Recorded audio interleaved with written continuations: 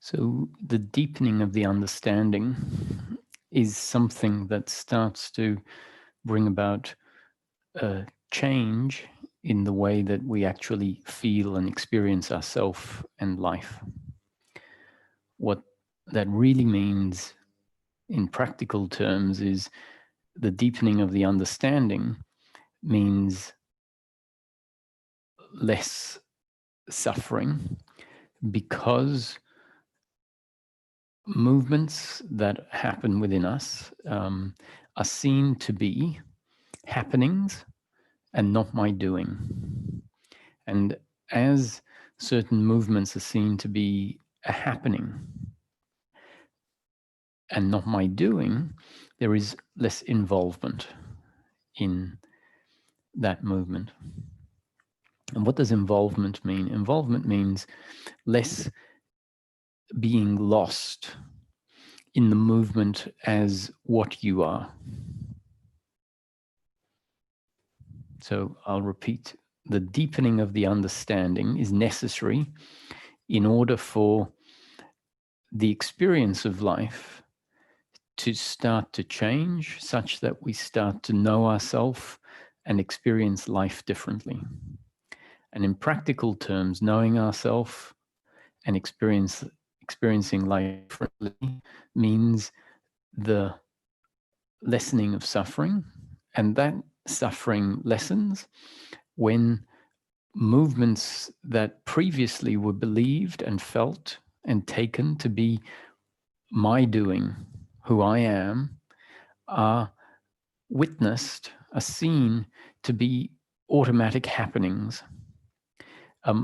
And the very fact that something is seen to be a happening means that there has been a disidentification from it.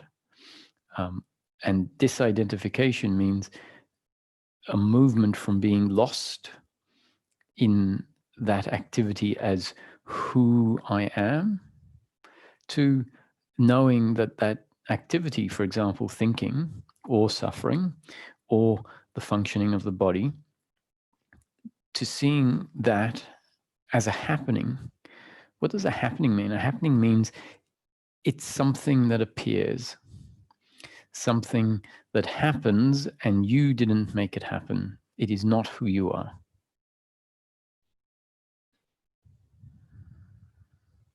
Now, I'm focusing on this because often the question, the yearning in a seeker is, so how do I make the understanding go deeper?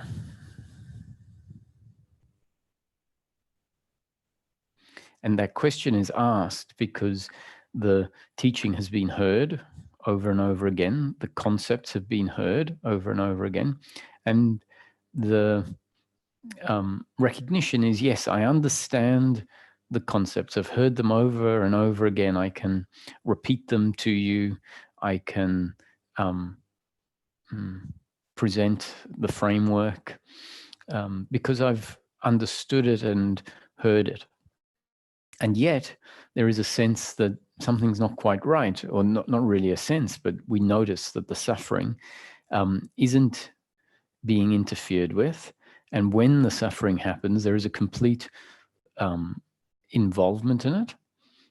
And that complete involvement makes it feel like it's very intense. And so what is known, what is felt is, well, actually this intellectual understanding isn't actually making much difference. And either the seeker says, well, this isn't what seeking is about, or there is a sense, well, I think this is what it's about, but obviously it hasn't penetrated down to the depths that it needs to penetrate to. And so then the question is, okay, so how am I supposed to get the understanding to go deeper? Now, on the one hand, it's an invalid question.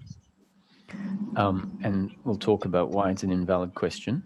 And on the other hand, it's a question that it has two answers. One of my answers is to say it's an invalid question and explain why it's an invalid question. The other is to actually give an answer that is not validating the question, but saying, yet this information, which is an answer to your question, can be part of the deepening. So first, why is it an invalid question? The reason it's an invalid question is it's asked from the belief in doership. It's asked from a way of seeing life that says, well, if something's going to happen within me, if an understanding is going to make it happen, I have to do something. I have to affect it. And it's very significant. Oh, yes, that's the deeply ingrained belief of personal doership. And it's forcing the question to be asked, meaning it's saying, well, I'd like this to happen, so tell me what to do. And this isn't a criticism. This is actually, if we're honest with our self-seeking, the more honest we become, the less defensive we are about how we are designed. It means the more clearly we are seeing things. And so on the one hand, it can seem like if I acknowledge something like the deeply ingrained belief of personal doership, that's acknowledging my failing or my shortcoming, and the doership and attachment to outcome dynamic doesn't want to acknowledge its shortcomings.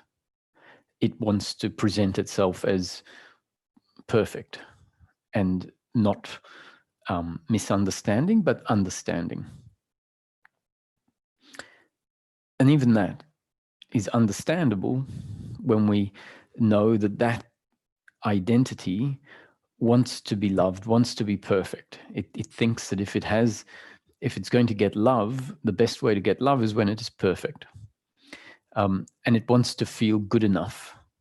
And so the best way to feel good enough is when it thinks it understands everything.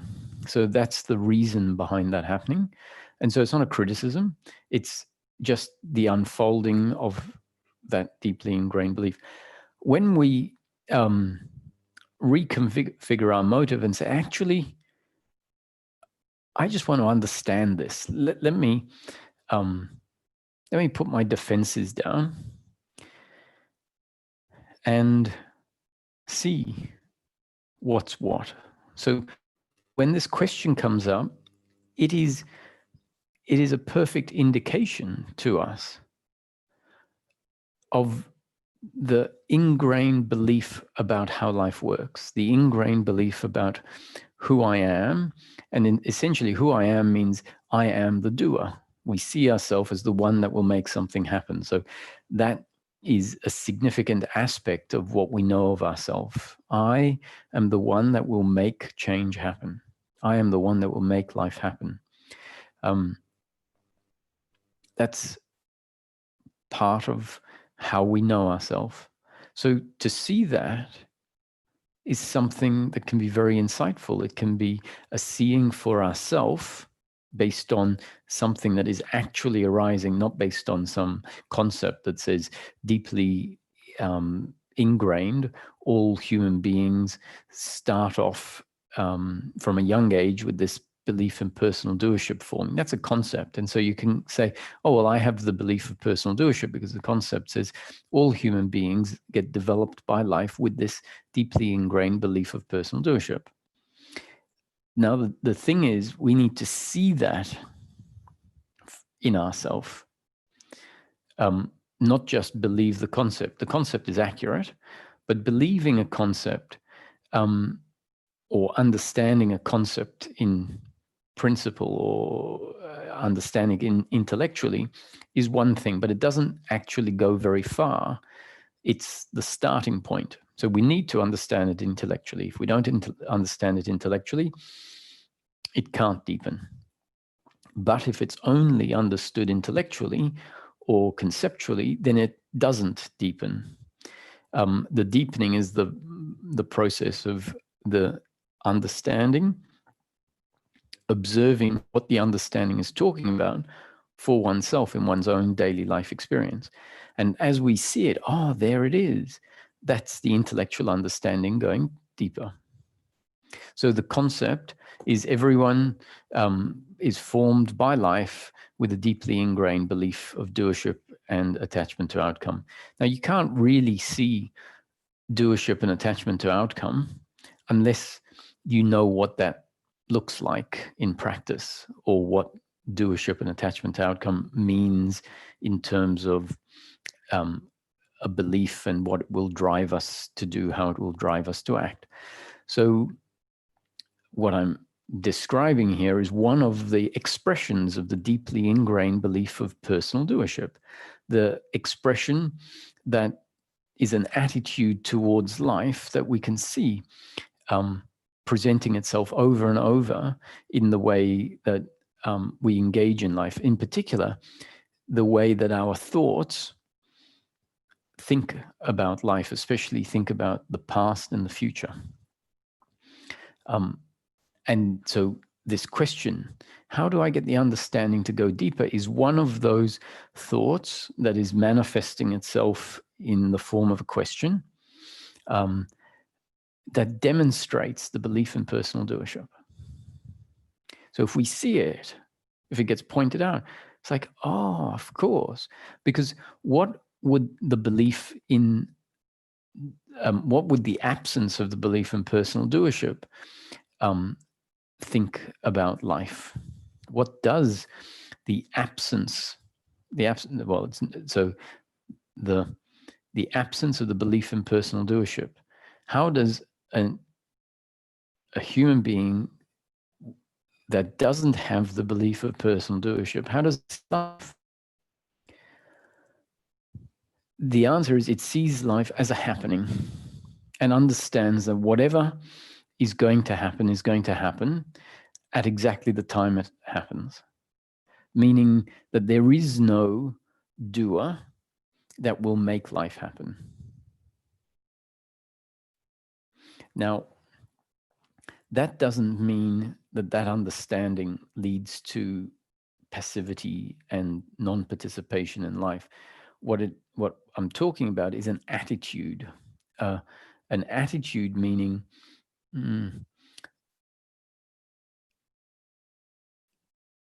first it requires to understand the dynamic of non-doership. Like, what does it really mean? How, on what basis am I said to be the non-doer? So the concept in the teachings is you are not the doer. You have never been a doer. You will never be a doer. No one in all of time has ever done anything. And so there is the experience of the body having opened the fridge, the body having turned on the shower, the body having washed itself in the shower and brushed its teeth and written letters and typed emails, spoken to parents and friends and work colleagues and done your job. So you say, well, I have an experience of having done things in life. And yet the concept repeats, no one has ever done anything. Now, that doesn't mean life is all illusory appearance and really nothing has happened. We can make that argument. That's a different teaching perspective. And so we won't go there for now. So it doesn't mean that life is just an illusion and nothing has ever happened. This is not saying nothing has ever happened. This is acknowledging, yes, you have written emails, you have spoken to friends, you have done the dishes, you have turned on the shower. All of those things have happened in life, no denying that. But nobody has ever done any of that. So we scratch our head and go, what does it mean? Nobody has ever done any of that. Really, we have to think about it and say, it doesn't sound coherent. You've never done anything, and yet we've functioned. And so hopefully our thinking, the working mind, the intellect, can figure out the context in which the words are being used. No one has ever done anything. It doesn't, done in this context doesn't mean functioning. Because clearly we have been functioning, we're talking, we're doing the dishes, we're driving a car. So functioning happens. That's the point. Functioning happens, and there is no individual doer thereof. So Buddha has a very nice little saying: events happen, deeds are done, consequences happen, but there is no individual doer thereof. Events happen, thunderstorm, for example, floods, sunshine. That's an event. Events happen, deeds are done. That means washing the dishes gets done, driving cars get done. Consequences happen.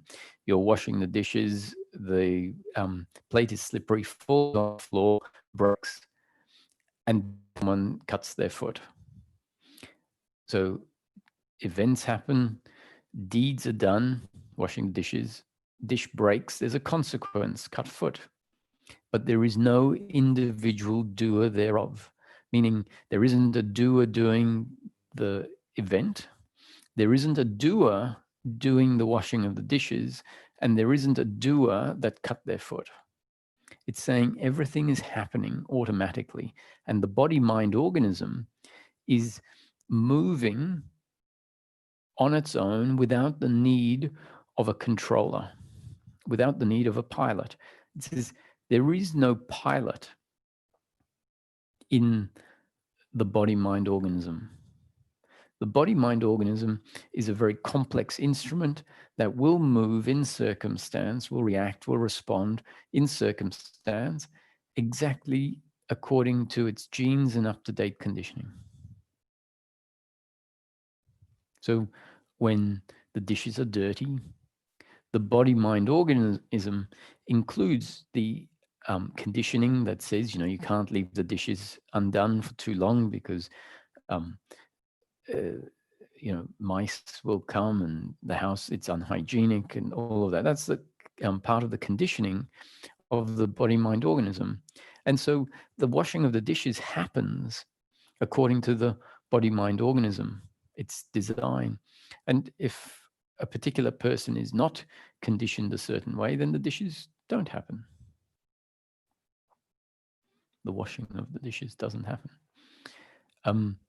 Now, we are convinced that what I am is the body, mind organism, and I, which is really a me thought.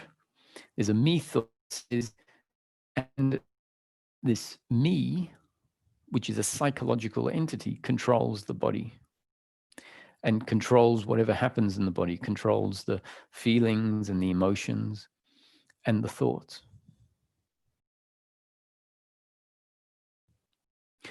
This is often referred to as identification with the body-mind organism. And it's this me thought that says, I am the one making the body function a certain way, especially the misunderstanding of the thinking. So thoughts just arise as part of this body-mind organism that is programmed by life. Thoughts just arise. They have whatever content to them and they create whatever feeling and whatever emotion. And the me thought says, that's my doing. I created that. The me thought is actually an output of that very same body-mind organism. If the me thought wasn't there, there would be no claiming ownership. And the me thought is an output of the body-mind organism. So how can this me thought, that is a belief, which is, we can say, deeply ingrained belief that creates these thoughts, this attitude to whatever happens. Oh, that's my thought, that's my feeling, that was my action, I should have done it better. That's your thought, your action, you should have done it better. Commenting on how everyone is functioning, saying, you're not doing the right thing, you should be this way. It's the me thought, and it is an output of the body-mind organism that doesn't have a pilot. The pilot comes into existence in this me thought. Now, because it's a me thought, it's not actually a pilot that does any controlling. It's just a belief that thinks it does the controlling. How strange is life?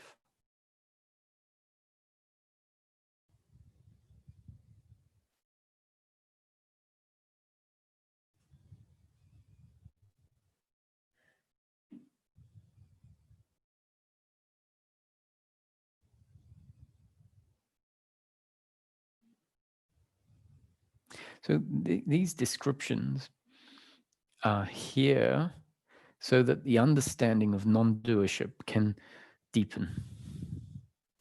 So the simple, I could say it in the first 2 minutes and say, suffering is caused because we believe we're the doer. Actually, we're not the doer because the body-mind organism is functioning according to its genes and up-to-date conditioning. Life, not the body-mind organism, is what put the genes and up-to-date conditioning in place. And genes and up-to-date conditioning means the entire body, whether it's got big muscles or small muscles, whether it's 6 foot or 5 foot or 7 foot, whether it has green eyes, blue eyes, whether the heart is healthy or not healthy, the blood type, the intellect capacity, the emotional capacity, all of that is a result of the genes and up-to-date conditioning. So the concept could be very simple. It is very simple, and I could just leave it at that. That suffering arises because we believe we're the doer. Actually, there is no doer. There's just a body-mind organism that is a result of genes and up-to-date conditioning that life put in place. That's it.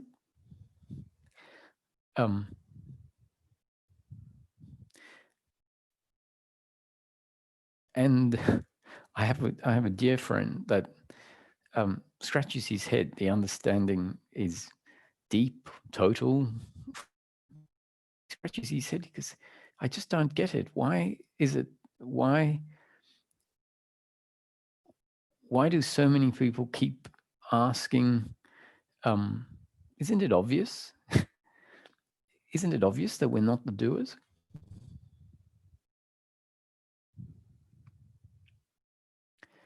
And the thing is, it is obvious once the deepening has happened. I suspect that because of the way his destiny was, that there wasn't much deepening required. He had been brought up in a way, in a family that included this sort of attitude. So from a young age, I think, and his way of seeing life was sort of like this from a young age. So when he heard Ramesh describe this, he said, it's just obvious. And then, but he finds it hard to understand, why is it that people don't get this? Isn't it obvious? And as I was saying, it's obvious once the deepening has happened.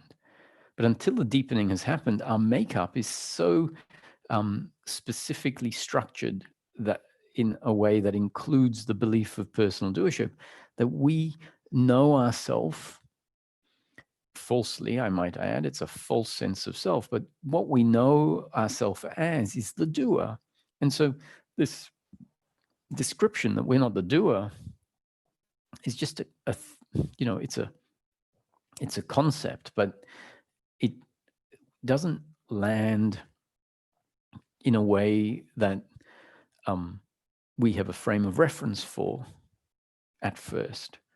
At first, it's like, well, I mean, you keep saying that we're not the doer, but that's not my experience. So that's what today's satsang is about, because that's how life is that it isn't our experience. And when I say it isn't our experience, it can just seem so foreign, like there's no frame of reference for that concept. We're not the doers to be anything more than just a concept. And we're saying, so how does that understanding go deeper so that it starts to feel, it starts to be my experience? I'm not the doer. So I'm using this hypothetical person that says, I don't get it. Isn't it obvious that we're not the doers? And that's the sign that it's important for me to reiterate that response is a response where it has become deeply obvious. The body-mind organism has been seen as a machine, as a biological instrument, as a biological robot functioning exactly according to its genes and up-to-date conditioning. And so when it's seen, not just a little glimpse, but when everything that happens through the body-mind organism, the speaking, when there is the visual of the body-mind organism, the fingernails, the fingers, the skin, the hair, the feelings, and all of that is known to only come from one place. And that one place is the complex design of the body-mind organism. Then all that you see is the functioning of a body-mind organism. So it's like, it's obvious. What we have to appreciate is that there is a structure that can be completely not obvious. So I was saying just a few minutes ago, that's what this satsang is about, because we can explain it in 2 minutes and then say, there you go. If you don't get it, well, I don't know what to do, because there it is. I told you. And so the way that the understanding goes deeper is if the concepts, the words that I put out, land in a way that clicks. Now, not the whole thing necessarily, but just one small thing clicks. We might not have understood intellectually that thoughts are part of the genes and up-to-date conditioning. And that can very much happen. We can see certain movements as not my doing. Even certain experiences feel very much like a happening. When we're creating art, for example, you can get into like a zone where it feels like the art is coming out of you and you are not the one doing it. And so in those situations, we can say, oh, there I feel like I'm not the doer. But when it comes to other things, it just doesn't have that same sense. And that might be because we don't necessarily realize that the concept is talking about a certain function, like thinking or emotions. We might think, oh, it's talking about washing the dishes, but it's not talking about my thoughts. And in a particular satsang, because I say something or you read something, or because a circumstance happens and it clicks, then it's like, oh, even my thoughts are not my doing, but are happening. The thoughts are definitely there. They arise for sure. So all of this repeating and looking at it from a different angle and saying is in the hope that that repeating is going to make what is being said just that little bit more understandable. Now, what is very important in this process is that we have to start looking, and this is not, it sounds like an instruction to the doer. You, as the doer, have to start looking at your daily life experience to see the concepts in action. It's not an instruction. It's not a prescription to a doer, because the whole point is that there is no doer. So what is it? On what basis is there no doer? It's on the basis that the body-mind organism is a result of its genes and the up-to-date conditioning. Now, up-to-date conditioning is the cumulative effect of the new conditioning that life is always delivering moment after moment after moment. So that designs the human being, and everything that we consider my doing is a happening, meaning that function did happen. thinking happened, feeling happened, doing the dishes happened, walking in the park happened, driving the car happened, but it didn't get done by the imagined pilot that says, oh, I did that and I could have done it better. It got done by a body-mind organism designed by life. So it's on that basis that we're not the doer. Now, this so essentially just new conditioning delivered by life, and Roger is an expression of life, and you are an expression of life, and your parents and your siblings and your kids, if you have any siblings, if you have any, are expressions of life. So life is always delivering new conditioning through teachers, through priests, through politicians, society, friends, parents, work colleagues. That's life delivering new conditioning, moment after moment after moment. And the new conditioning becomes part of your up-to-date conditioning. So the up-to-date conditioning is a cumulative effect, and new conditioning in the moment can radically change your up-to-date conditioning. So when the statement is made, you have to start seeing the non-doership in action in your own experience. It sounds like a prescription. You have to start seeing. It's a description of what might happen. So when I say you have to start seeing the movements of the body-mind organism as a happening, and you'll see that in your own experience, in your own daily life experience. What it means by see it is, in the moment a thought arises, it can be seen as a result of the genes and up-to-date conditioning, the result of the body-mind organism, the result of the biological robot or instrument that is automatically functioning. And when it's seen in the moment, the understanding goes from a conceptual or intellectual understanding to, oh, I see. Even my thought about what Roger is saying in this moment is a happening, not something I created. And I don't know whether I'm going to be happy or angry or frustrated by the words that come out. I only know after the thought or the emotion arises. So you didn't create it, you became aware of it. So the wording, you have to become aware of what the pointers, what the concepts are pointing at, and you'll become aware of it in your own daily life experience, is not a prescription. It is a description of what might happen.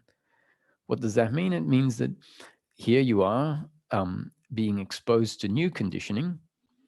You weren't in control of what the new conditioning was. I don't even know what I'm going to say until I say it. Even if I have a plan about what to say, which I often don't, then I sit down and who knows what comes out.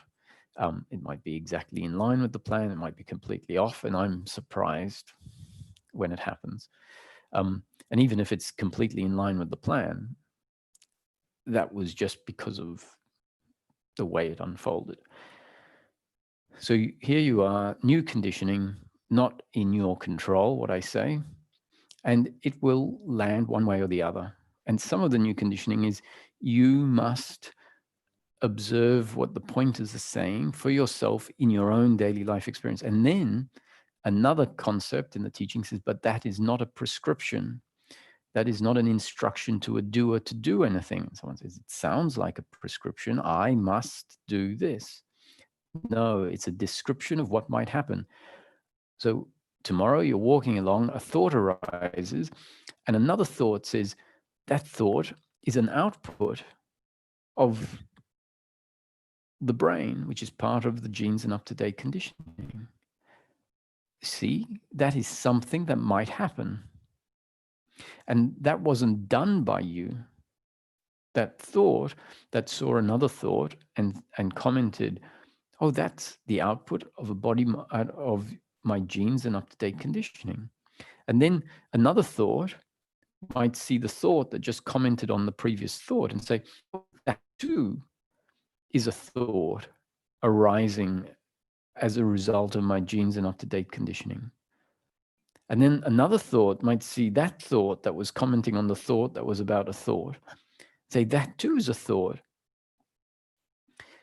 And so that is something that happened as a result of your genes and up-to-date conditioning. So if the satsang hadn't spoken about thoughts being a result of your genes and up-to-date conditioning, if the satsang hadn't delivered the new conditioning, says it's very important for this to be seen in your own experience, not as you're doing that the doer did, but as a happening that might happen.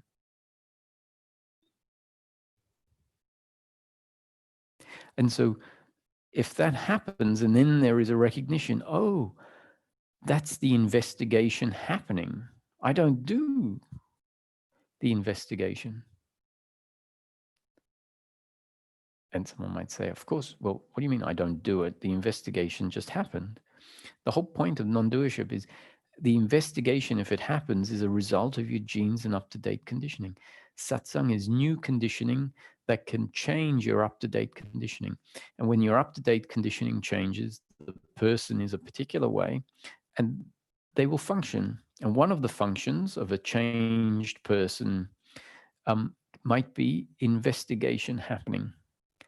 No doer there.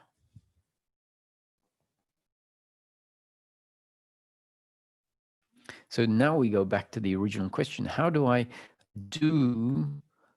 make the understanding go deeper? So we have to start off by saying, no, the question is invalid. Why is the question invalid? Because the question probably includes in it the old way of seeing life, the old attitude that even if it says, oh, I understand non-doership, but how do I make the understanding go deeper? I say, well, are you sure you understand non-doership? Because that question is, I mean, maybe there is an understanding of non-doership if we pull you aside and say, okay, so what does non-doership mean? And you can write a paragraph on it and say, here you go. That's so you see, I understand it because I've given you an answer of non-doership and it's the correct, and I read it, I go, yeah, that's the correct intellectual, conceptual explanation of non-doership. And yet in practice, the attitude might be of doership, which means we don't really get it, because we really get it when the understanding of non-doership has penetrated into our system and where there isn't a intellectual understanding that we're not the doer. And then in practice, in practice and approaching life attitudinally with the idea of, I must do this. Tell me how to do it. So if that comes up, I say, okay, the question is invalid. Why is the question invalid? Because the question is coming from the belief in personal doership. And the belief in personal doership says, if you tell me what to do, I'll do it. And then there'll be the deepening that I want. Job done. I say, but the belief in the dissolving of the belief in personal doership, or what we can call the attitude of non-doership, understands there's nothing for me to do. There's nothing for me I can't ask the question, how do I do it? That understanding will say, it will happen when it's destined to happen.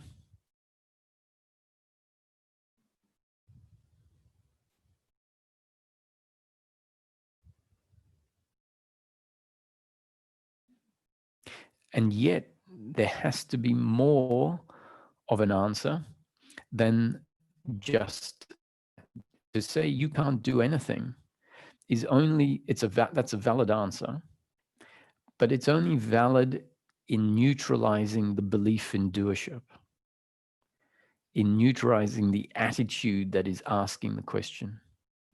So really, to give that answer is very valid, but then I can't really go on and give other causal explanation, because it might invalidate in a way the answer that says the whole problem is you think you can do it, and actually the principle of non-doership, what is at the core of the teaching, is saying there is no doer that has ever done anything. So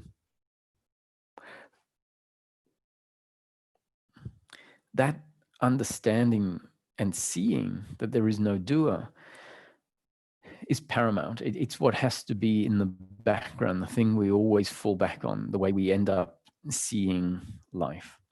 So whenever, after I give that answer, it will happen if it's destined to happen.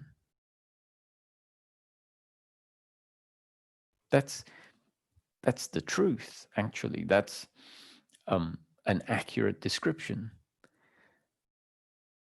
It'll happen exactly as it's meant to happen, when it's meant to happen, if it's meant to happen.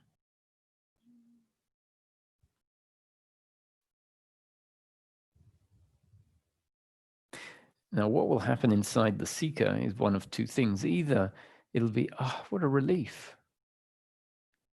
So I don't have to do seeking. No, seeking will happen when, anyway, if it's destined to happen, but it won't be your doing, because no one has ever done anything. If it's destined to happen, the seeking will happen according to your genes and up-to-date conditioning, which are already in place. And the genes and up-to-date conditioning the up-to-date conditioning part is always changing, especially because of satsang. So the fact that the listening is happening is the doing, in a sense. It's life doing the change, and then you can see the difference. And so if you go out tomorrow and go, well, there doesn't seem to be a difference, well, that's destiny. So that has to be the primary, the outside view. This has to settle in first. The other response that can be in the seeker is a response of restlessness to that question. Like, so the question gets asked, how do I make the understanding go deeper so that there is an experiential change in my life towards peace of mind, towards the ending of suffering? And I said, well, I'm sorry, but that's the whole point. There is no one to do anything. And that question is coming from the attitude that says there is someone. And that's the answer. And then the seeker might feel an uncomfortableness with that, a dissatisfaction with that. Not necessarily on the intellectual level, but on the but, a but comes out, but, because that isn't a good enough answer. It isn't a satisfactory answer to the doer that wants to make things happen. And so if that frustration happens, then let's see the frustration as a happening. Okay, so that is a happening as a result of your genes and up-to-date condition. No one did that. It is happening. And then we can see, oh, that's the doership and attachment to outcome, wanting to, like a racehorse, wanting to break out of the stalls. And it's like the racehorse, he's biting at the bit to get out and run. And the doer is like saying, that's my job, give me something to do. And here the answer is, there is no doer. You don't have a job. And it either leads to,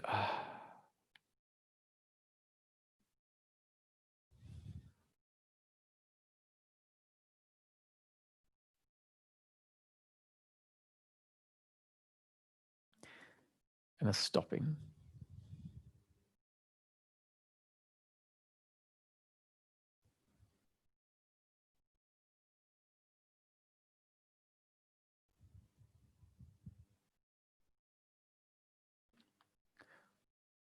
Or there is still this doership and attachment energy that is wanting to out there, and it gets completely frustrated with no answer of what to do.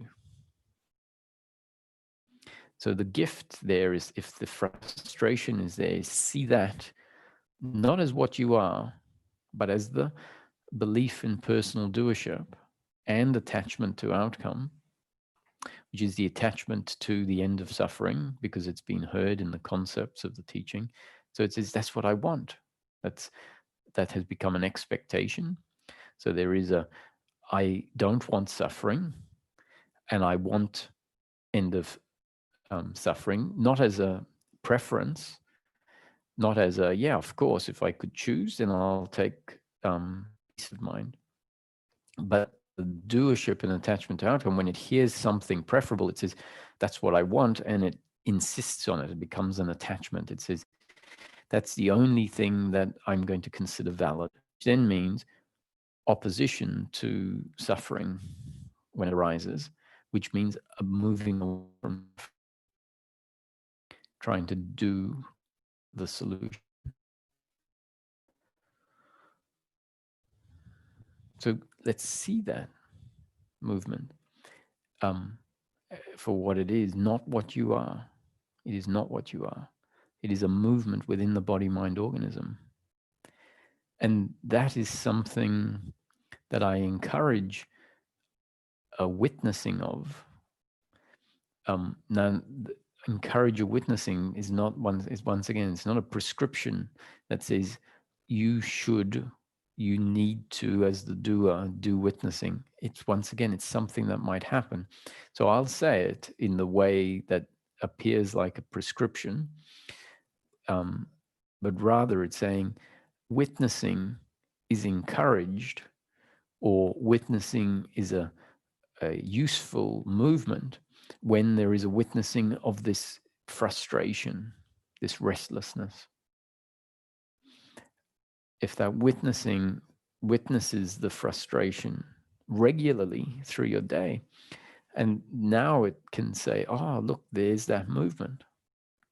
Whereas previously, it wasn't looking at that movement as a happening. It was saying, this is who I am. I'm the one asking you what to do. See, that's the getting lost in the belief of personal doership. It's like, I'm asking that question. So I am the question is our experience. So, oh, Roger, what can I do? How can I get the understanding to go deeper? And our experience is, I am that question. I am asking that question. So how can we witness that question as anything? That is complete identification as the doer asking the question. And so the question is going to be seen as my doing. So there's no possibility of witnessing it.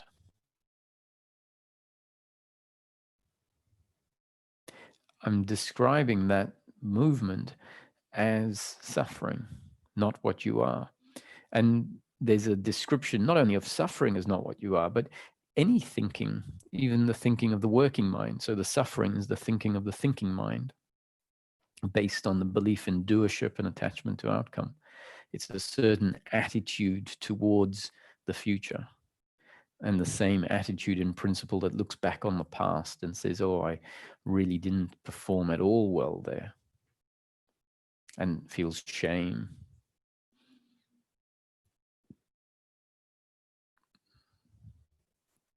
And even the working mind thought that says, oh, what am I going to buy for dinner today at the shops? And it thinks about, well, I had salad yesterday, and I'm trying to have less pasta in the week, and yeah, I'll have pizza. No, that doesn't really. Yeah. So that thinking of the working mind, that too is not who you are. It is a happening. And previously it's like, oh, that was my thinking. Now it's not suffering. It's not my thinking as guilt or blame or pride, but it's still a thinking where it is not seen as a happening, but rather seen as who I am.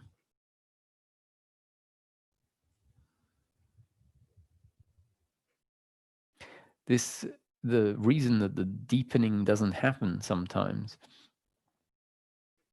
is because it's just too bizarre for the structure that is ingrained and says, well, that's me doing that thinking. The description is so far removed, the description that is a thought arising that you didn't create.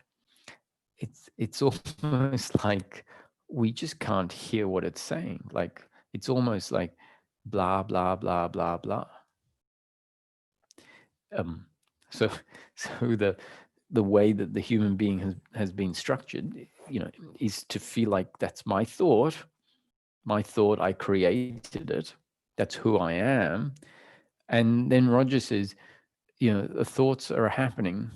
And Roger says the thoughts that are happening, and the other person hears blah, blah, blah, blah, blah.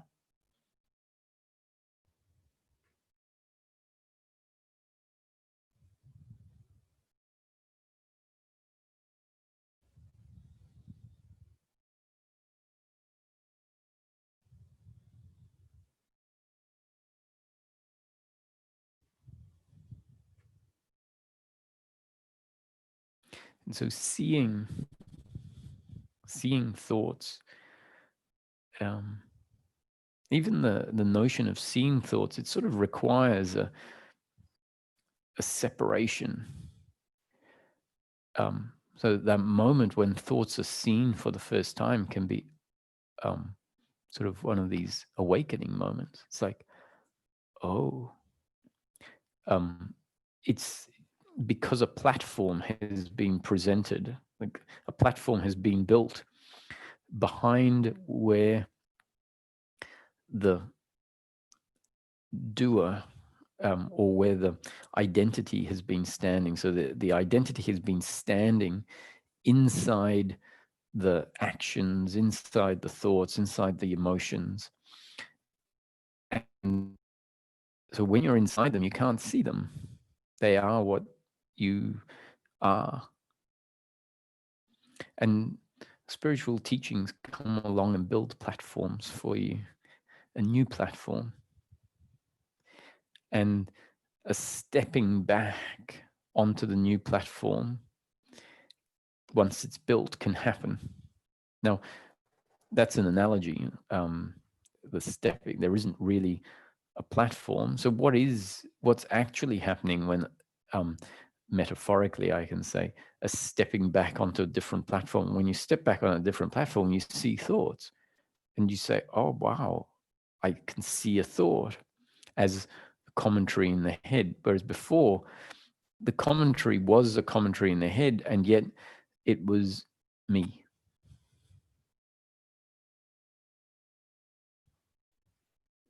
And so the stepping back and the platform is essentially a rewiring of the brain.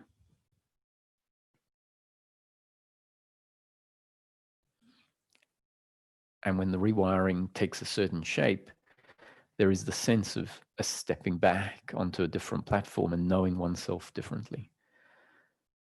That's part of the deepening of the understanding. And it comes when thoughts are seen as objects, emotions are seen as objects, suffering is seen as an object.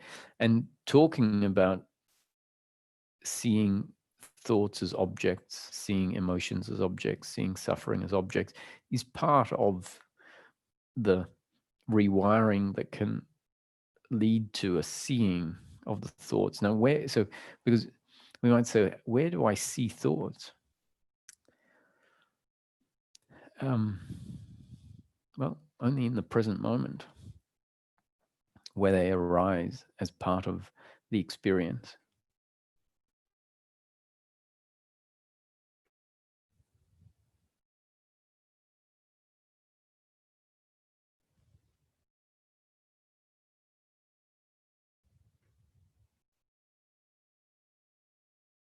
So if this piece is missed out, that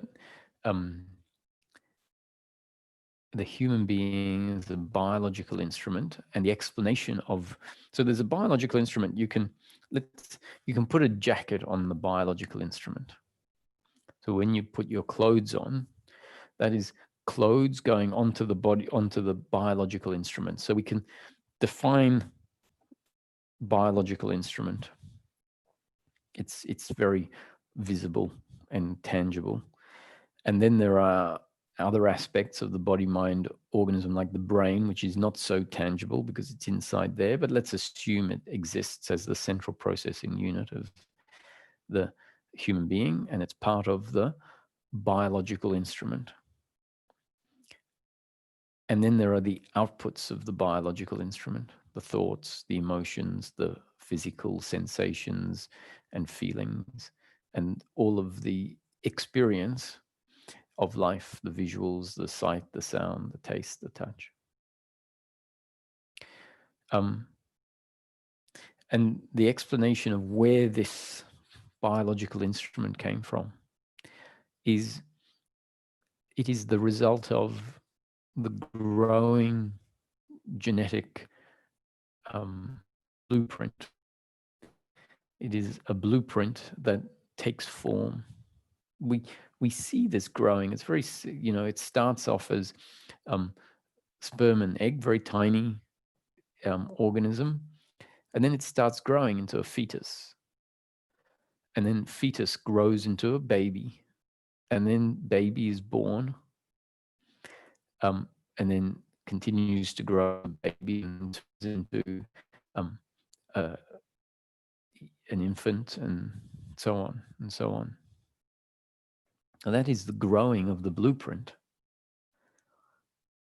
And in each moment, that is the biological instrument.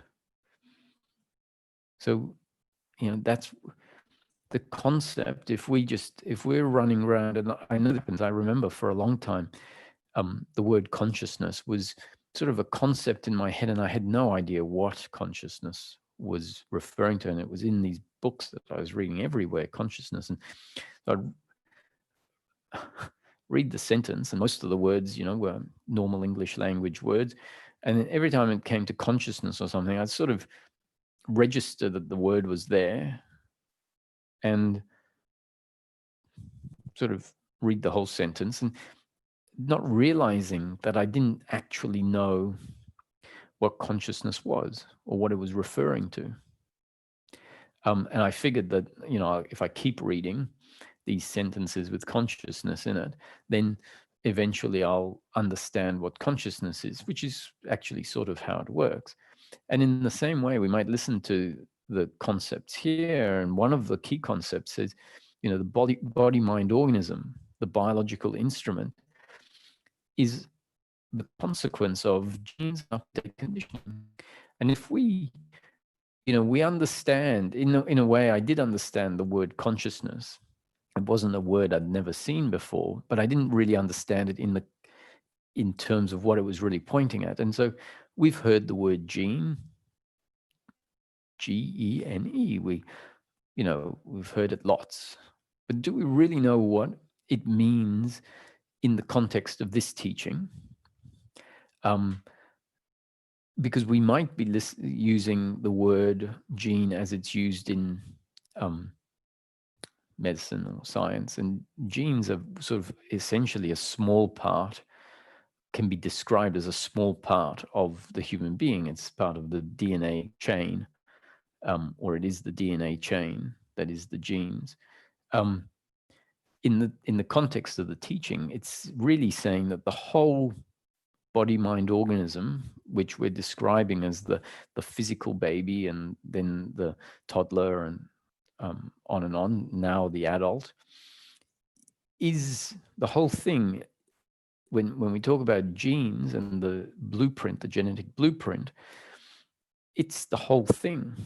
It's turned into the whole thing. So nothing of the adult is not the genes. So whether we have a certain sense of humor or a certain intellectual capacity, whether we're creative or logical or lateral or whatever, whether we like to touch things to understand, whether we like to see pictures, whether we, learn in a particular way. All of that is because of our particular genetic structure. And the genetic structure never exists, doesn't grow in life independent and uninfluenced. It is always growing interdependent and influenced by things in life, events in life. And specifically, so everything is new conditioning. The new conditioning that is of particular interest is the conditioning we get from parents, from religion, from teachers, from friends, which is really, you should do this, you shouldn't do that, this is how we live, and these are the important values that we have. That's the up-to-date conditioning, or the new conditioning that becomes part of up-to-date conditioning, that is most important to see. And the combination of the genetic structure has resulted in this moment. So I can say Roger in this moment is a result, is a consequence of the genes and up-to-date conditioning that life put in place up to this very point in time. And in 5 minutes' time, he's going to be different, but the explanation is the same. In 5 minutes' time, Roger will be a result of his genes and up-to-date conditioning. And the up-to-date conditioning will include an extra 5 minutes of new conditioning from life, from what is there now. My own thinking, my own talking is in a way a feedback loop of new conditioning. I feel when I say something is new conditioning that will happen over the next 5 minutes.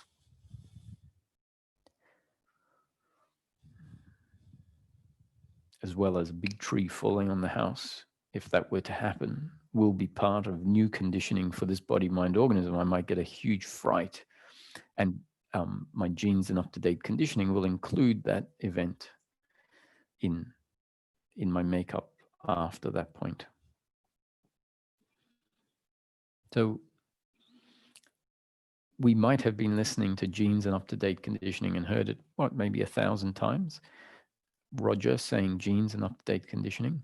We are a result of our genes and up-to-date conditioning. And it might just be placeholder words. We know, we think we know what genes and up-to-date conditioning are because they're words we're familiar with, and we might not really have seen what specifically genes and up-to-date conditioning in the context of this teaching is really saying. And so then we might not have realized that this biological instrument is the consequence, the result of everything that came before in life. In particular, it's being described as a consequence of the genetic blueprint that grows, and the influence from the external environment on that growing biological instrument.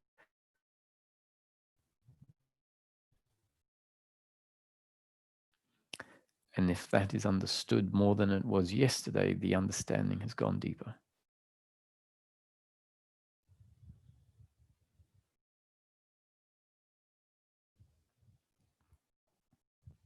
And as it gets understood more like what the description is intended as, it really means we're seeing it, the concept, we're understanding the concept more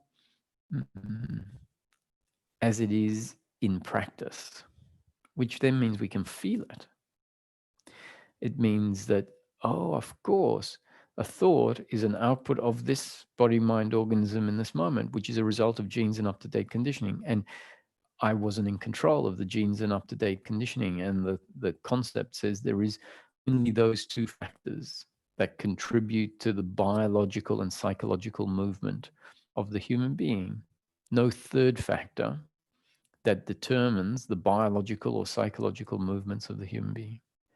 And so if I wasn't in control of those two factors, how can I be in control of anything that happens through the body-mind organism? How can I be in control of anything that is part of the biological movement or the psychological movement?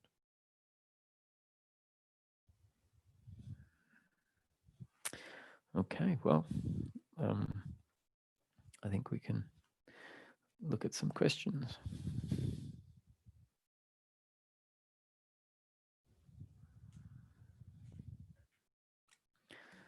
Hello, Philip.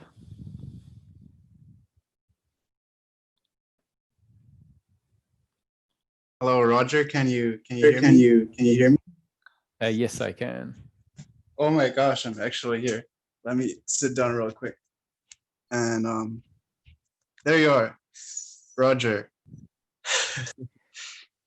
Hello, Roger. So I stumbled upon non-dual teachings a little over 2 years ago, and I went through. I mainly discovered non-dual teachers through YouTube, and I went through about a couple dozen non-dual teachers like in the span of a few days. And as soon as I found you via Buddha at the gas pump, like immediately, like I knew that this is basically it. Like I recognized that this rings true, and this is like one of the most accurate ways of describing how unhappiness really manifests in life. And like, so that was about 2 years ago. And so for the last 2 years now, I've been listening to your talks, watching the YouTube videos, and gradually coming to what I believe is an almost, if not complete, intellectual understanding of the conceptual framework you lay out. And I have a feeling that so it's been about 2 years, and very gradually I can see the suffering starting to fall away, and very gradually, there is more room for peace of mind. But right now, that's a sign that the understand. That's a sign the understand. That's a sign that the understanding is more than intellectual, right? If you're actually feeling, yeah. For sure. But all I'm trying to say is that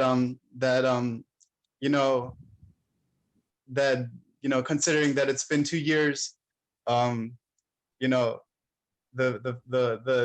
the easing up of suffering has been very, very gradual, in the sense that I experience like peace of mind for maybe a few seconds a day now, and instead of like no peace of mind at all.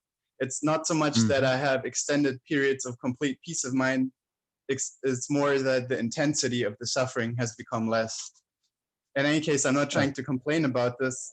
All I'm trying to say is that I think a lot of your listeners, from when I hear them ask questions, have been on the spiritual seeking path a lot longer than I have been, and have come to probably experience a lot more peace of mind than I do. Which all I'm trying to say here is, though, that I definitely understand very clearly what you're trying to say. Anyway, sorry for the long rambling. Basically, I've been, aside from watching your videos, I've also been, expanding my understanding of these concepts by talking about them a lot to other people, especially online and in communities of other non-dual seekers. And so anyway, let me ask a question, I guess. There's just incidentally, it's worth a plug. There is, didn't know what this was, but there's a Discord server. So I think Discord servers are a form of forums. Yes. So there is a Discord server on the Roger Castillo Being Lived teachings, which are really Ramesh teachings as well. They're just Ramesh's teachings coming through me. But for those of you interested in having the sort of conversations to clarify things amongst yourselves, now, as of a couple of months ago, or maybe even just a month ago, there is this forum that you can go into, which means you don't have to go into other non-dual teachings where the perspective of the teaching is different and the seekers are different. So look it up. I think you just do Roger Castillo Discord, DISCORD server, and you'll find it. So, and go ahead. It just gave me an opportunity to mention that. It's not something I set up. Someone set it up and said, "Is it okay to set it up?" I said, "Yes, sure." So I think people are going in there, those that are interested, to have a chat with each other. Yes, indeed. And I'm very grateful you mentioned it. I'm actually on the Discord server myself, and I think Discord is a very, very useful container of these kind of communities where you can talk about these things in a lot of detail with like-minded people. And I also invite people to join the Discord server if they have any questions about the teaching. And, anyways, so like I said, I understand the framework, but I feel, you like to be very, very precise and accurate in your descriptions. And, it's very, very clear what you're trying to say when you say, happiness is the no longer arising of guilt, blame, pride, worries, and expectations, essentially. But I feel that you talk a lot about that when you met Ramesh, you had these sort of qualms with the teaching, and eventually it always turned out that you agreed with Ramesh in the end, and that, it was just basically based on a not complete understanding of the framework. So maybe this is the same case here. But okay, let me ask the question then. That I tend to think that as specific as you are on the teaching as a whole, you tend to be a bit wishy-washy when it comes to attachment to outcomes, because you list attachment to outcomes both as the fifth form of suffering and as one of the two beliefs that cause suffering. So you're essentially saying attachment to outcomes is a cause of suffering and one of its manifestations. And I find that to be a little bit, wishy-washy, for lack of a better word, not trying to offend you, of course. Sure. And I understand so what you're saying. And I feel like it would be, you used to often just say, the cause of suffering is the belief in personal doership. And nowadays you seem to be more likely to say it's the belief in personal doership and the attachment to outcomes. And so my suggestion to you here is that maybe it might be useful to say belief in personal doership causes guilt, blame, and pride, whereas the attachment to outcomes causes worries, anxiety, and expectations. And I feel like that might be a little less wishy-washy. What do you think about that? Yes, you have a good point. I can, I guess, put forward an explanation of why it is the way it is, because there's a reason for it being like that. However, my explanation is not going to be completely satisfactory, because you have a point. And often the question, so Ramesh used to more or less call it the belief. Well, he didn't used to say the belief in personal doership. That's something I changed. He used to say the sense of personal doership. And under that umbrella, the sense of personal doership came guilt, blame, and pride. And he would also stick worrying and anxiety, expectation, and attachment to outcome under that umbrella of doership, which is what you're suggesting. However, he would also, in a different area of the teaching, talk about, so really guilt, blame, and pride were his main manifestations of suffering under doership. It would include worry and anxiety, expectation, and attachment to outcome, because we can see that they are linked to the belief in personal doership. Because if we really deeply see that life is going to turn out one way or another, just one way, then the anxiety is superfluous, really. It isn't helpful. Yeah. And not only it isn't helpful, it comes from essentially believing that we're the doer and can do something about it. And what we're doing about it is worrying. So the worry and the anxiety is essentially an expression of belief in personal doership. However, from my own experience, attachment to outcome, meaning the belief that my happiness is to be found in outcomes, is very much a movement of that fits under doership, but I felt it sort of required its own umbrella in a sense. Yes. So I guess I'd created two umbrellas. There was only one. Yes. There used to be one umbrella of doership, and worry and expectation came under doership. I think that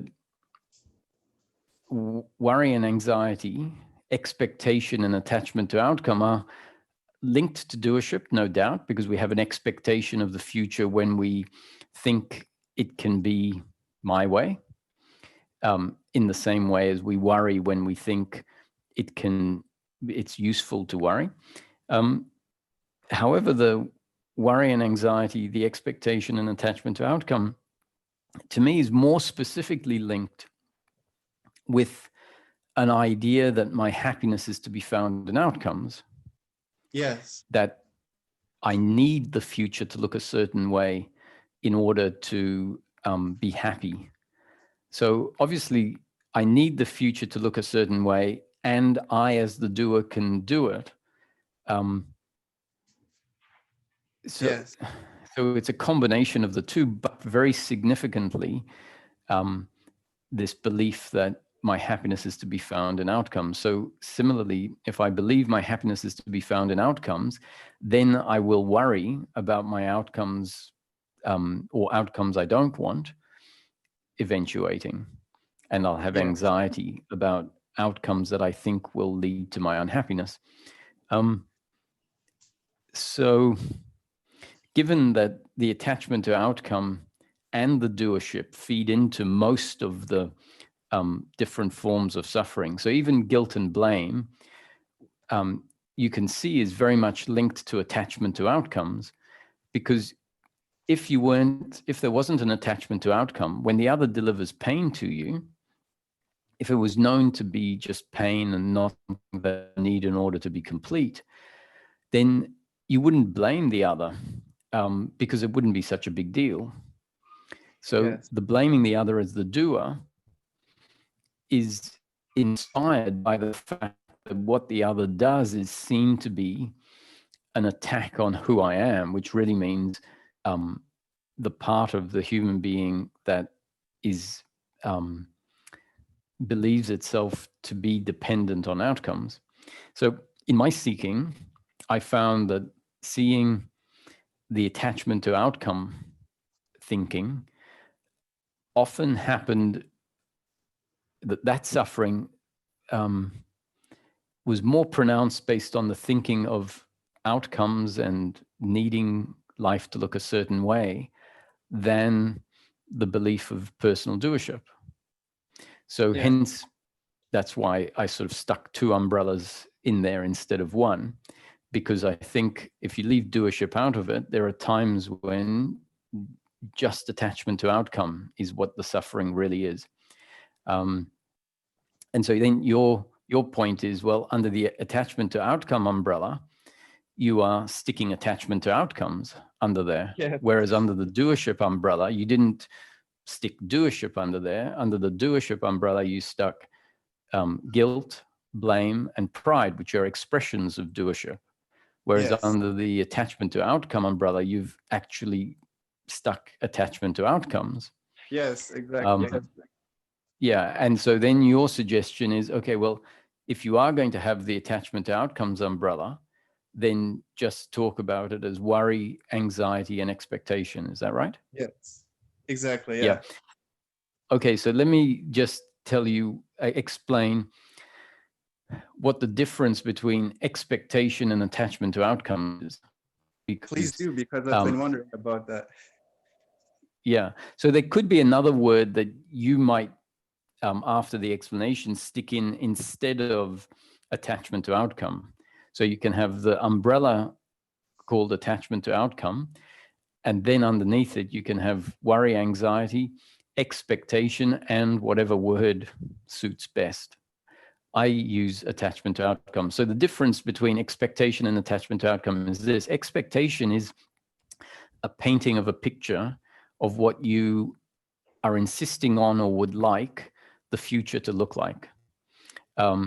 And that is more than just a preference, because you can have a preference and say, well, I'd love tomorrow to be a nice sunny day so that I can do the gardening like I had planned. That's a preference. But if there's no attachment to outcome, if the expectation, if the preference hasn't been turned into an expectation, then when it rains tomorrow, it might be a little bit annoying or disappointing because it's not in line with my preference. However, that annoyance or disappointment won't turn into a sense that I have been attacked. Whereas if it had been turned into expectation, essentially there is a much deeper disappointment. When I mean this deeper disappointment, it creates an uncomfortableness. So expectation is the looking, setting in, a desire is one of the words that is used in some teachings. Sort of a craving for your expectation, or a craving for your preference, more accurately. So a craving for your preference is expectation.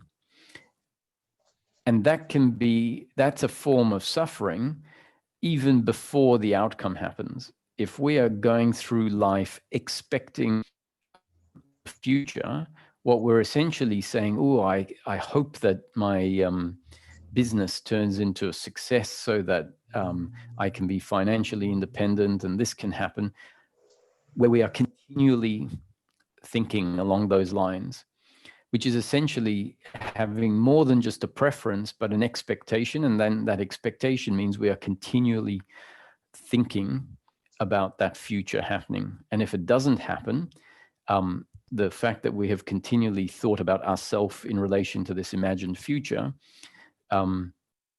there is a sense of self that is sort of heavily invested in that outcome. And that expectation, we can keep thinking about it for 10 years without the outcome actually happening, because we're sort of still trying to get there. And the business hasn't failed, it hasn't succeeded, it's in this, and we spend the whole life just waiting, having expectation. When the business, let's say an investment, you have an investment and you have an expectation of that investment going somewhere where you are quite personally invested in it, not just financially, but your sense of self. So that is the expectation. When the company goes bankrupt, you've lost all of your money, that's now changed from being expectation, where you basically may not have been living for 5 years because you've been waiting and had this expectation. When it goes bankrupt, that's actually the event itself having happened. And the event itself can create this resistance to the outcome. Now, the resistance to the outcome is what I am referring to in that context as attachment to outcome. It's when the outcome eventuates and we can't accept it because there was an expectation, and then the expectation hasn't been met. And then the suffering that arises in that moment is different to the suffering of expectation. It's the suffering of feeling incomplete with the circumstance and being in resistance with the circumstance, and therefore not being present, which can, carry on for some time. Yeah. So I've spent a lot of time answering it because I don't talk about this difference between expectation and attachment to outcomes as essentially two different forms of suffering. One is a mental waiting for something to happen and therefore never really enjoying what you have now. The other is when the outcome happens, there is a complete resistance, which will then turn into blame and shame, or be accompanied by blame and shame. And they're two essentially different feeling or different forms of suffering. Thank you. I'm very glad I asked. May I just throw another suggestion at you, not as an expectation that you adopt this concept, but just as, you know, another basis of discussion, essentially. So one way I've been thinking about it is that suffering, you know, the belief in personal doership and attachment to outcomes, I think can essentially be described as thinking that I could and should be different, which manifests as guilt and pride, that you could and should be different, that others could and should be different, which manifests as blame, and that life in general and circumstance could and should be different, manifesting as, you know, worries, anxiety, and expectations. And I feel like, you know, your attachment to outcomes umbrella, I was wondering if you think that maybe it could be sort of, you know, you talk a lot about the flow of life is always either pleasure or pain. And, you know, you have these two categories of, you know, worries and anxiety, and then expectations. And so I was wondering if it was legitimate to say that attachment to outcomes basically has like two aspects, one of which is the fear of pain, which causes worries and anxiety, whereas the other is sort of an addiction to pleasant outcomes, which causes expectations. How do you feel about that? Yes, I do agree, and this is the sort of thinking that has to sort of unfold for. So, you know, I had my own thinking. So Ramesh put forward the framework he was putting forward, and then it all permeates down based on examination of it, exactly as you have, by saying, okay, so what do these words really mean? Yeah. And in a sense, then you end up with your own framework. Now, as long as your own framework isn't missing something and isn't confusing anything, then that's great, because that is the deepening of the understanding. Yes. Sorry, my dog just started barking. I escaped to the bedroom. Anyway, thank you very much. Because I essentially agree that, you know, these are all, as you tend to say, just pointers and concepts, and the important part is to like translate these as they relate to your own life experience and see how they apply. Like, you know, it's not so much about it's sort of, you know, observing your life experience and sort of experientially coming to distinguish between pain and suffering, essentially, is what I think the most of the confusion stems from, is to just agree. Yes. to sort of just recognize which aspects of your experience are suffering and as such, you know, irrational and superfluous, and which other aspects are pain and are sort of inevitable and don't actually make you unhappy. And so, as you said, like you sort of, you know, you hear non-dual teachings, and then as a result, you sort of, you know, your own mental framework develops, like, you know, based on your own life experience. And it's just that, you know, your framework is so elegant that I have had to make only very, very small adaptations to sort of apply to my own life experience. I actually feel that way about the framework. I think, and as even though it seems like I've made a lot of adjustments, and I probably have, I still feel like it's what Ramesh was saying, but it probably isn't. But nonetheless, the framework that Ramesh delivered to me I often thought that there were shortcomings in it, and that, often I would say, I think I use this word instead of that word. And in the end, I realized, no, that word is better than the word I use. Because when I was using that word, there usually was a little bit of misunderstanding in it. And what really impressed me is that no matter how I look at life, the framework contains it all when it's understood properly. And I still, now after 20 years, I still can't, and the process always changing, I still can't find or feel like the framework isn't robust enough to contain life, or as a description, a description of life. So I am happy. I encourage people to reshape it so it is their own, and hopefully it doesn't deviate in principle much, because I've always been blown away at the robustness of it. Not as my doing or Ramesh's doing. Even Ramesh said, he would say it, this is the clearest teaching. Now, when someone might listen to it without understanding Ramesh's deep understanding of non-doership, someone might think, well, that's very arrogant of you to say this is the clearest teaching. And I think he was saying it like completely as being impressed, being pleased. This is what was coming through him. And I couldn't agree more. I think, wow, this is a unique gift. Not that the other teachings very much have their place. I think that this just complements a lot of the other teachings, and the other teachings complement this.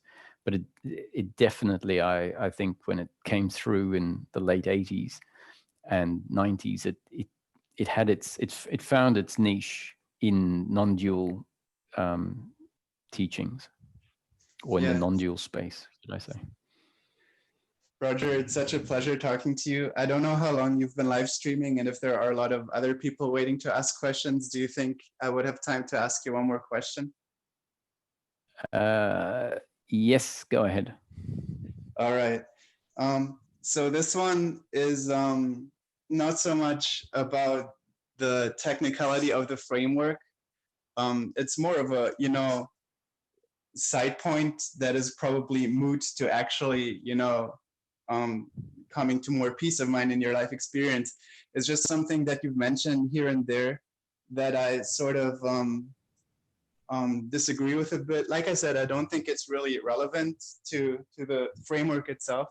I just think it's interesting. So what I'm talking about here is that you have said once or twice that animals do not have the capacity for suffering.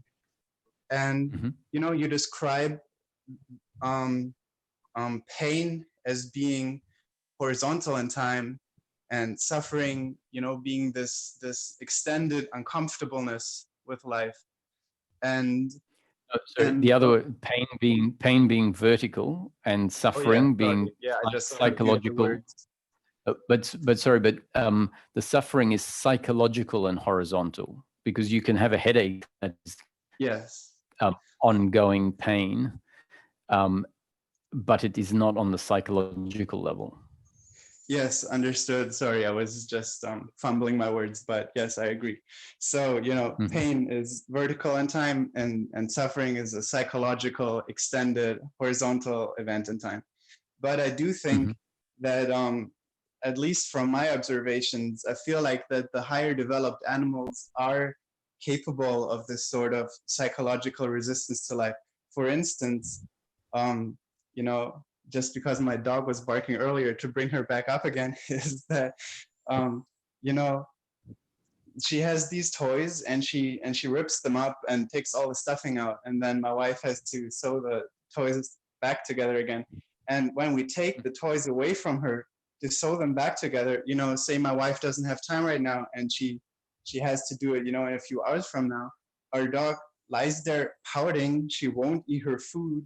She's like clearly miserable and in resistance to the fact that her toy is now gone. And I am almost convinced that this is a sort of form of psychological suffering rather than just emotional pain in the moment of the toy being gone. Yes. So I guess that statement is made very specifically and with a caveat on it, let's say. So the basis on which the statement is animals don't suffer. Now, because let me, as soon as I say that, let me clarify. I'm not saying animals don't feel pain, Yeah. and that animals don't have emotions, which means painful emotions. So pain in the moment includes emotions, and that's the same for human beings. You can have sadness and anger that is not suffering, but it's on the emotional level, and emotional pain. And absolutely on board with the fact that animals can feel some sort of emotion, if not quite complex emotion. The reason it's said that they don't suffer is because the word suffer is being specifically defined as psychological identity, a psychological sense of self. And in that explanation, it's said that the human being is the only animal that has a complex enough brain to be able to self-reflect, reflect on its own existence and say, oh, I do exist. And why do I exist? And life shouldn't be like this, or life should be like that. Now, if animals have that capacity, that intellectual capacity, then they will be able to suffer. The assumption in the concept, so it's a concept, it might not be right, but the concept says the human being, because of the complexity of the human brain, is the only animal capable of self-reflection. Now, that concept comes from, in a way, science that has done specific experiments that have been thought out to be able to demonstrate whether self-reflection exists or it doesn't. Now, it's also true that modern experiments might have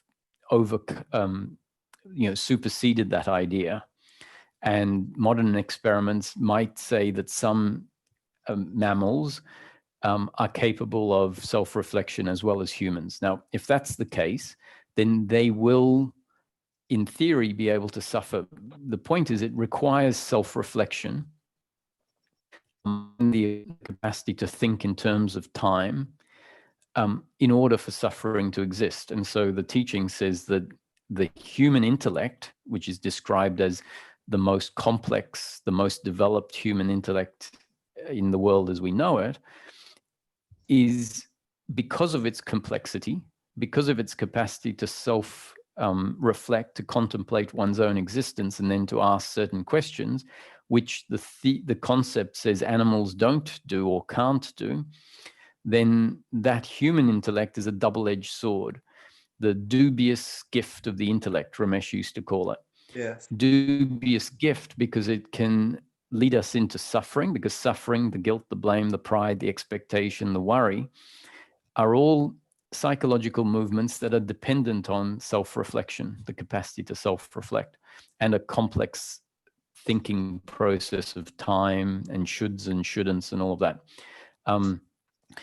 So what it's trying to do is link suffering with thinking, and it's using that framework to hopefully do that. Now, a lot of people that are very compassionate and sensitive about animal cruelty and whatever, when I say animals don't suffer, they sort of don't hear the real point of the concept, and just arc up about the fact that humans are very cruel to animals, which I completely agree with. They are, and that animals do experience pain, and that I think there should be laws to protect the animal rights, etc., etc. I'm not saying that's not what the point is. So in relation to your point, yes, if animals do have that capacity, which I still don't think they have, but if they do, some odd animal here and there might, then I would agree. When it comes to the examples you use, because I had dogs, and I saw dogs exhibit certain behaviors that you might. So I had two dogs. One, if I was patting one of them, the Labrador Golden Retriever would come in and knock the other one out of the way to get patted. So Yeah. I, it's and is jealous in a sense. The question is, was he really jealous, or was that his preference, his biological preference, for being patted? And so he figured, if I can knock her out of the way and put my head under Roger's hand where her head was, then I get what I want. And I would often say, George, sit down, go over there, because I'm patting Apple. And then I'd say, come around to this hand and you can get patted as well. He wasn't really happy with that. He wanted her out of the way and for me to pat. And so sometimes I'd say, okay, over there, George, sit down. And he'd go and he'd lie down on his, put his head on his paws and just look at me with eyes like, when's it my turn? So I've registered those behaviors, and I don't think that is psychological suffering in the sense that he's thinking, this shouldn't be happening. Why is he paying more attention to Apple? It will be on the biological level of preference. And I have definitely seen emotions or behaviors that I still put into the category of emotion, and pleasure or pain. And it's not going to seem excited. He's going to seem unexcited by the fact that he's not getting pats, and not getting food, at certain times and whatever. So it's a great. I've spent a lot of time observing this, and especially thinking about whether an animal looks back into does an animal think about the past and say, that shouldn't have happened. Why did I do it like that? And if we start looking at the thinking as that thinking in the past and in the future about me as a doer, I really still am going to stick with the concept that animals don't suffer in that way, but they do feel emotional pain in the present moment, and they will express that. And so I had, dogs these dogs that would rip up cushions and all of that, and I think it comes down to frustration, built up energy, and a way of getting that energy out. But it's open for the individual to look at it and observe and conclude for themselves what they think that is. But at least that's the concept, my concept, which I say is not the truth. It's a concept. So it's from my perspective, from my interpretation of things, and my interpretation is relative. It's limited. And I'll be the first to say it isn't the truth, because I don't know. We will have information that might come in a year's time, or may have already come and I haven't received it, that will say the concept is not correct. And then I will change the concept. But until I get some information that definitively makes me say, oh, I don't think that's correct, then I think it stands for the time being. Yeah, no, I agree. It's just a concept, and in the end, we can't really know what another, and we can't even know what another human being really feels, much less an animal. Exactly. You mentioned the dubious gift of the intellect, and I thought I would use this as an excuse to sneak in one more question about the framework. I've been meaning to ask you, Ramesh, and you say that free will is a gift that does not fall away when suffering falls away. And so I was wondering, though, if you say the dubious gift of the intellect, don't you think that maybe free will is also a sort of dubious gift, because this feeling of free will can sort of foster a belief in personal doership? Exactly. Yes. So it is the feeling of free will that is the basis on which the human being has concluded, because it feels like we are free and we are choosing, the belief gets set in place. Oh, it feels like it, so it must be true. It must be the way things are, which is part of the problem with relying on feeling, because feeling often is just an outward, the surface layer, and we haven't necessarily looked below the surface layer. And so the deeply ingrained belief personal doership is essentially a response to the feeling of free will. Yeah. But we wouldn't want the feeling of free will not to be there in order to prevent the belief of doership setting in, because then we'd have no doership, but we wouldn't feel free, which wouldn't be that optimal. So you're correct that the doership belief is inspired by the feeling of free will, but we don't want to fix that by taking free will away, which means the best thing is for life to come in and change the deepening of doership by pointing out why it's not viable or valid, by describing what is beneath the feeling of free will. And then we're left with the feeling of free will without the belief in personal doership. So I agree with what you're saying. And also, we don't want to categorize it as bad, but dubious is not bad, actually. Dubious is not a bad word, because it's basically saying it can be a good thing, or it can be the basis of a problem. And interestingly, Ramesh never used to really call it the feeling of free will. I call it the feeling of free will because if we just say free will, then it implies that there is free will, which is sort of contradictory to predetermination and non-doership. But there is a feeling of free will. And I think using the word feeling of free will means less confusion and more capacity to see what is important to see, which is that there is a experiential sense of free will, which we wouldn't want to be without. And Ramesh used to talk about our free will as being worthless, whereas I call it a gift. And he'd say, well, we have free will. It's undeniable we have free will in the moment. But when we investigate it, we find that our free will is worthless.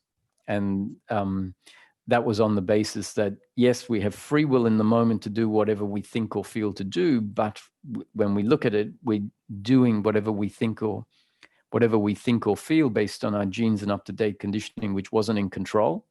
So both in theory, our free will is not really our free will. And more importantly, in practice, once you've done whatever you think or feel to do, the outcome is not in your control. So he'd say, well, we can't deny that there is free will in the moment to do whatever you think or feel to do, but both in theory and in practice, you're not in control. So he'd say your free will is really worthless. Where it becomes worthy or worth a lot is as the feeling in the moment that makes us feel not like a slave. So I decided I'd change it to a gift. The feeling of free will is a gift, which means we can still, it's a paradox where we can hold non-doership and predetermination and still not miss the present moment experience by being lost in a concept of non-doership and predetermination, and still get to appreciate the feeling in the present moment, which is the feeling of, well, no one else is choosing. I'm the one choosing, but still understanding that my choice is what's predetermined and determined by factors out of my control. So that's the paradox. And in Ramesh's worthlessness thing, he, after describing both in theory and in practice, we're not in control. So really this free will that we're talking about, which we have to accept and acknowledge is worthless, he'd say it's a bit like having going up into the attic and finding a old suitcase, opening it up and finding it's filled with banknotes. And so very excited, like there's over $1 million, very excited. The next morning you go to the bank and you present the banknotes, and the bank teller says, you know, all of these notes are counterfeit. And so Ramesh says, you can't deny that you have banknotes, but in practice, they're worthless. And so that was how he would point at free will, is that you can't deny you have free will in the moment to do exactly what you think or feel to do, but in practice, it's worthless because you're not in control of the outcome and you weren't in control of whatever you think or feel to do. So beautifully spoken, Roger. And thank you for having been my guiding light for the past 2 years. Thank you for dropping in. Peace. See you. We'll take one more question. Hello, Peter.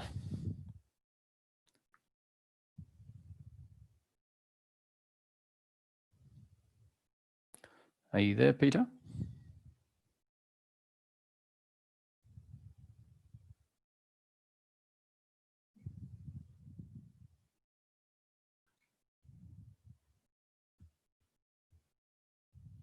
Hello, Peter.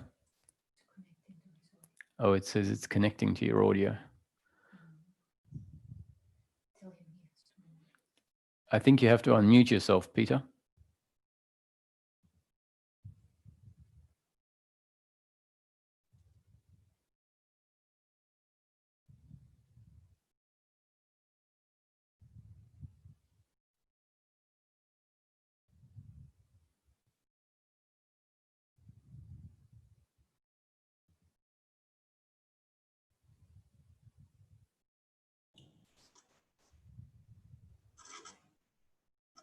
Okay, now we've got you.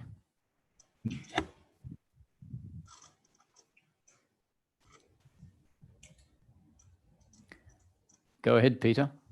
Oh, wow. I'm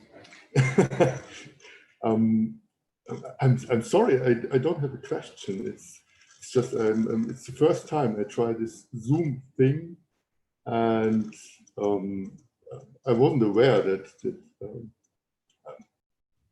I love your talking. It's really beautiful. And, oh, that's yeah. right. Oh, you had your hand up on the. You had your hand up in the Zoom meeting. So generally, that means that there's a question. So that's okay, why this happened. Okay, I'm sorry, I didn't know. So No problems. All right. Well, thank you for joining us. Okay.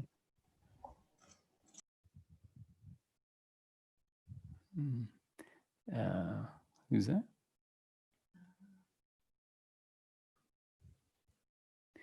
Okay. Hello, Holger. Thank you. Hello, Roger. Can you say something about silence and stillness? About yeah. It seems like a paradox. You want me to talk about silence? Yes.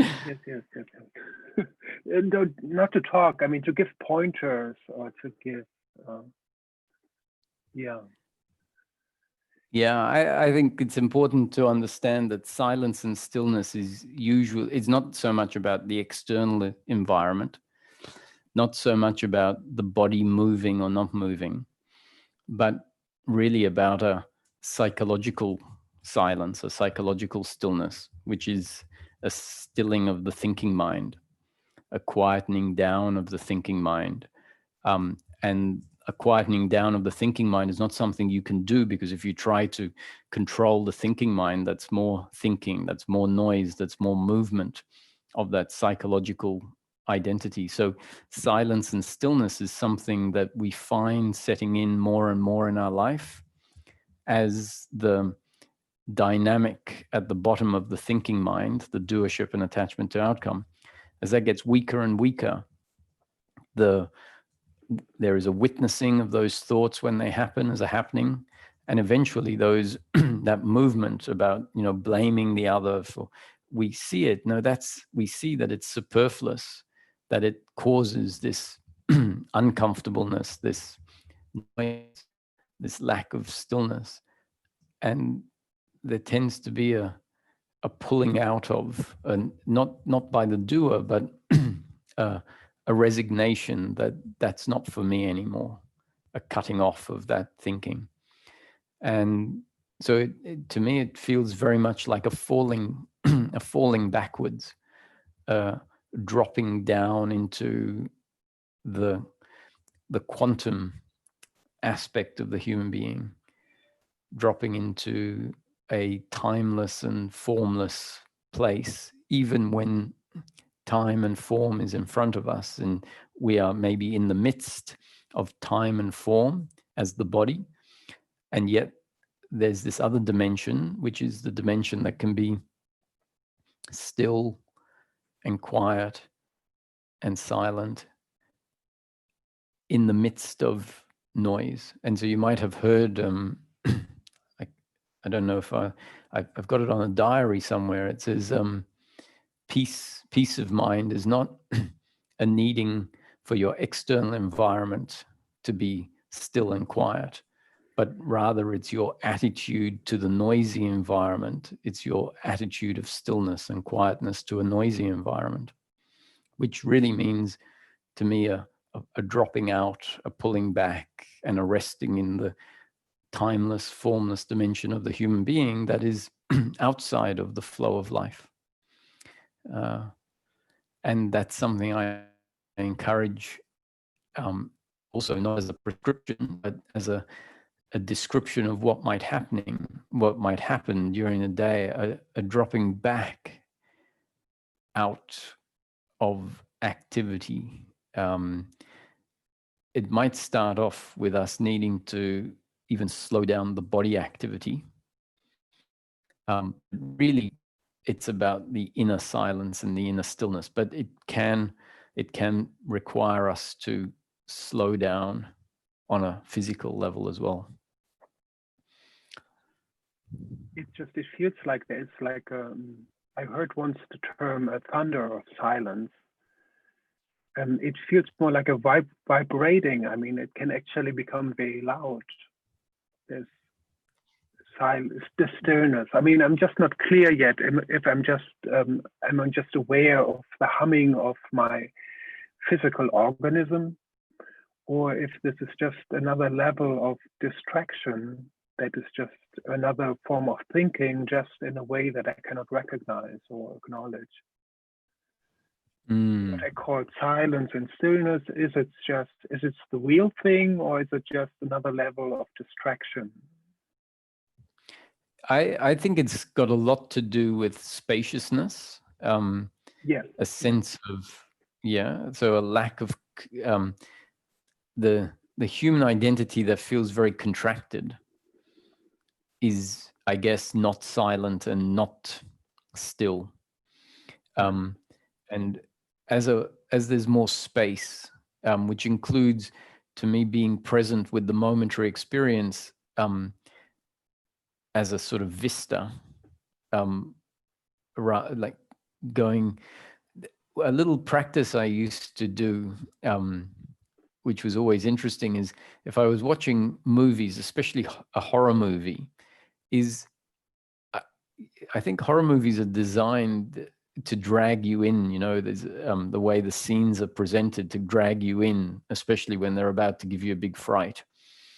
And I had a decent sized TV screen on the wall, and I'd watch the movie, but always aware of the frame of the TV and aware of the wall that the TV is on, which is generally not how the horror movie wants you to be aware of the horror movie. It sort of directs your attention into the picture. And I would enjoy watching television where I was aware of the TV border and the wall, and to some extent the cabinet and the bookshelf and the rest of the room, including the bed as well. And that is a way that we can see life all the time, where the whole of the experience fits into our field of awareness, rather than this tunnel vision that focuses on individual objects of attention.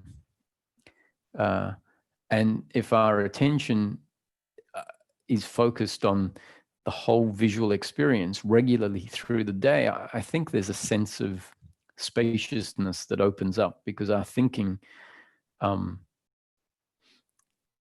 slows down, because we're present in a way. We're present with the visuals, and the visuals are, well, they're as present as you can get, really, as now as you can get. And it helps everything happens, create a space, create a spaciousness. Everything happens on the background of consciousness. I mean, the canvas of life, the screen, the silence, the stillness. Yes, and that's more noticeable when the thinking is not there. And so this vista that we're opening up to is, as you say, it is arising within this background of consciousness, or within this container of consciousness. And by recognizing that, which is more available when we have this open vista, we're essentially recognizing the essence of the human being. And if there is a recognition of the essence of the human being, we have dropped out of the head into the body. Because I think you can feel the essence of the human being much more through the body. In fact, I don't think it's available in the head. So dropping into the body, and maybe even being aware of the television screen and the wall from the chest, instead of from the eyes and from the head. And I get a sense of that it happened for me when I was reading Ramana's teachings, and he was focusing on the spiritual heart and kept talking about the spiritual heart. And over the course of 2 or 3 weeks, I sort of felt almost like a buzzing center of consciousness, where I was aware of life from, sort of drifting down. And for a couple of days, it was sort of in the throat. And I felt like I was seeing life, not seeing it visually, but almost sensing life out of the throat. And then it went down a bit further and sort of came to rest in the chest area. And so sensing life from here allows a much more felt sense. And so I suggest visualizing the center of consciousness as drifting down where it opens up.